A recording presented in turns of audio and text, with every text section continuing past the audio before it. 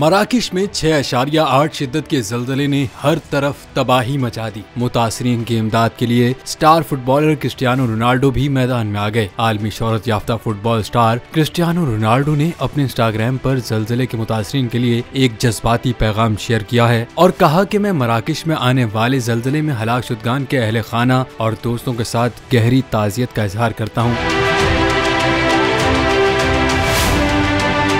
Football star ने अपनी Instagram story पर कहा कि इस मुश्किल वक्त में मैं मराकश में सबके लिए मोहब्बत और दुआएं भेज रहा हूं। दूसरी जानिब गैर मुल्की मीडिया के मुताबिक फुटबॉलर क्रिस्टियानो रोनाल्डो ने मराकश में अपना लग्जरी होटल ज़लज़ला मुतासिरीन के लिए खोल दिया। मराकश शहर में रोनाल्डो का लग्जरी होटल ज़लज़ला मुतासिरीन को पनाह फराहम कर रहा है। रोनाल्डो का होटल 4 स्टार है जिसमें स्विमिंग पूल, फिटनेस सेंटर और रेस्टोरेंट की सहूलियात भी मौजूद है।